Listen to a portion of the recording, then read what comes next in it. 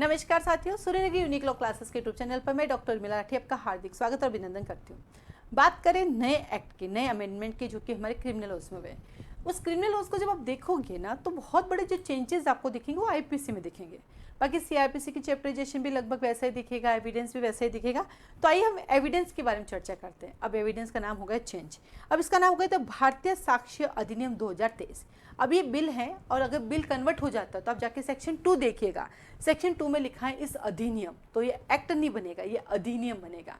तो इसका नाम हो गया है द भारतीय साक्ष्य बिल है अभी, क्योंकि पेश होता है तभी बिल के रूप में होता है, और जब इसको पार्लियामेंट की कंसेंट मिल जाती है फुल हाउस की, तो इसका नाम एक्ट हो जाता था। जो एक्ट था वो अब अधिनियम होगा। और 2023, क्योंकि इंडिया, हिंदुस्तान जो है, हमारा भारत जो है वो हिंदी भाषी है, तो इन्होंने कोशिश की कि क्यों हम अंग्रेजों की चीज़ों को अपनाएं, तो क्यों ना हम अपने ही चीज़ों को डेवलप करें, तो इसलिए इनका नाम इन्होंने ऐसा रखा।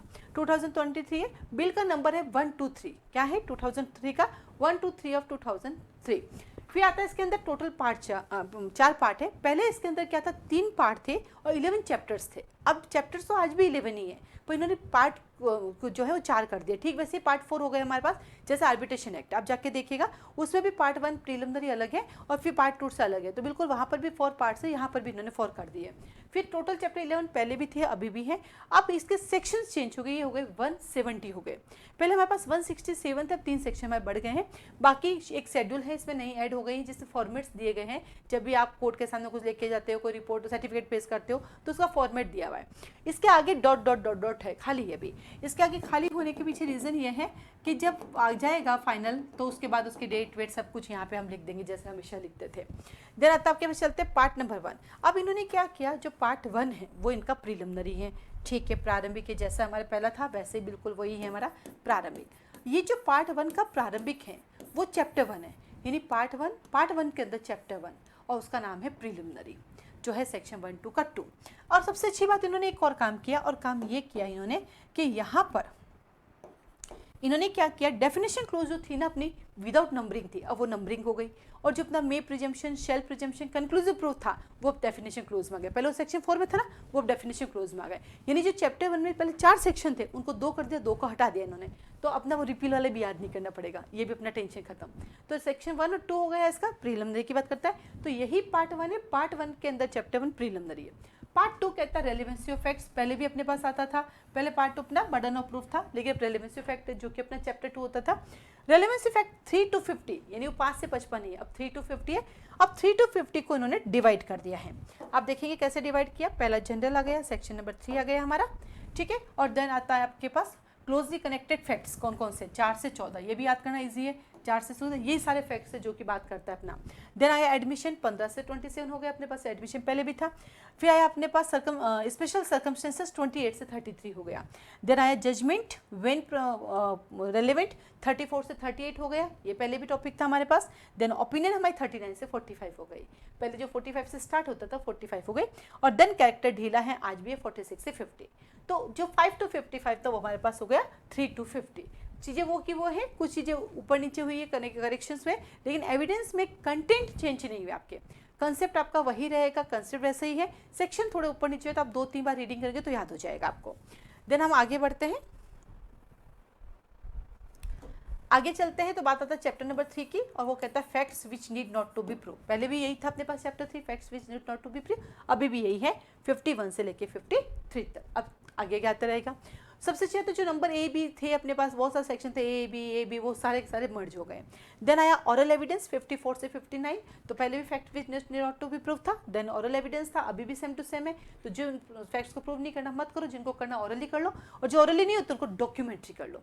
डॉक्यूमेंट्री में जो देखो, इतने सारे करेक्शन के बाद एक चीज़ बिल्कुल अपनी जगह पर है, और वो है हमारा पब्लिक डॉक्यूमेंट 74 पे। अब पब्लिक डॉक्यूमेंट और क्या बोलते हैं अपने प्राइवेट डॉक्यूमेंट को मर्ज कर दिया है, तो 56 से 93 हो गए, जो कि अपना 90A पे खत्म होता था। तो यहाँ पे पहले अपने पास डॉक्यूमेंट है 56 से 73, फिर पब्लिक डॉक्यूमेंट है 74 से 77, और देन हमारी प्रिजम्पशन ये बढ़ गई है 78 से 93 तक हो गई है। बाकी देखो वही चल रहा है, चैप्टर 1 प्रीलिमिनरी, वही chapter 2 relevancy of fact, chapter 3 fact which not to be prove, फिर आता 4 ऑरल एविडेंस, फिर 5 आता डॉक्यूमेंट एविडेंस, बिल्कुल वैसा का वैसा चल रहा है। देन चलते चैप्टर नंबर 6, वही exclusion of oral evidence by documentary, आता है आपके पास 94 से 103। तो सेक्शन की नंबरिंग चेंज हुई, आपके रोल नंबर चेंज हुए, वही है चीज़ें वही हैं आपकी, ठीक है। देन आता अपने पास पार्ट 4, ये पार्ट 4 बन गया क्योंकि प्रीलिमिनरी को उन्होंने पार्ट 1 कर दिया।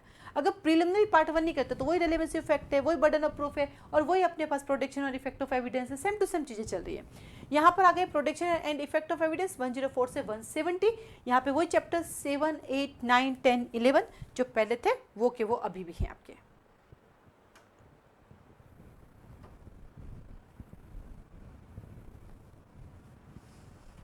हाँ जी, तो अपने पास पहला आता है of the burden of proof, ये आ गए हमारे पास 104 से 120, 4 से 20 हो गए हमारे पास। इसको याद करो 420 याद हो जाएगा, कभी भूलोगे ही नहीं आप। चैप्टर 7, चैप्टर 8 कहता है एस्ट्रोपल हो गया, ठीक है, एक बार एस्ट्रोपल हो गया वो चेंज नहीं किया जा सकता। 121 से 123 हो गया, इसकी नंबरिंग भी अच्छी लग रही है। फिर आगे विटनेसेस को बुला लो, 124 से 139 सारे विटनेसेस आ गए। विटनेसेस आएंगे तो हम उनकी एग्जामिनेशन करेंगे 140 से 168। और जब हम एग्जामिनेशन करते हैं तो कुछ प्रॉपर चीज़ें होती है, कुछ इम्प्रॉपर चीज़ें होती है। तो ये देखिए इम्प्रॉपर एडमिशन एंड रिजेक्शन 169 से 170। तो जो अपकमिंग स्टूडेंट है उनके लिए तो कोई दिक्कत है ही नहीं, सब कुछ वैसा का वैसा ही है।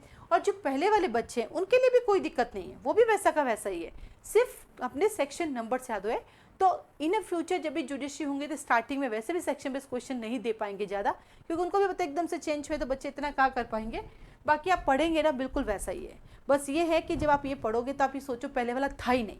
अगर आप ये सोच के पढ़ोगे पहले वाला था ही नहीं तो आप बहुत अच्छे से आराम से कर पाओगे, क्योंकि कंटेंट वैसा ही है, कंसेप्ट भी वैसा ही है, सिर्फ चेंज हुए तो नंबरिंग ABC को हटाया, अननेसेसरी चीज़ों को हटाया और बाकी सुंदर एविडेंस आपके सामने रख दिया, ठीक है।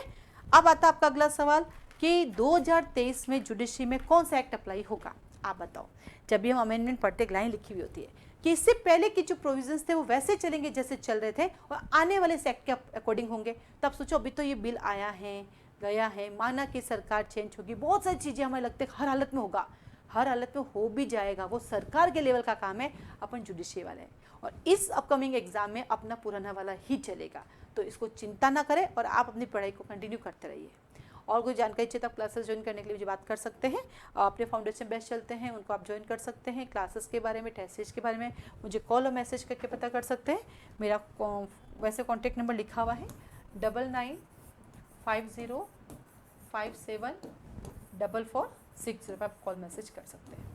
तो नए एक्ट हमारी इंडिया के लिए बहुत काम के, हम थोड़े चिंतित हैं क्योंकि हम जुडिशरी एस्पिरेंट है और हमें टेंशन है कि हम इतना तैयारी करके पीछे हो जाएंगे, ऐसा कुछ नहीं है। जब भी नया सब्जेक्ट जुड़ता है तो उसको भी तो करते ना, आप समझिए नए सब्जेक्ट है हमारे, ठीक है। आज के लिए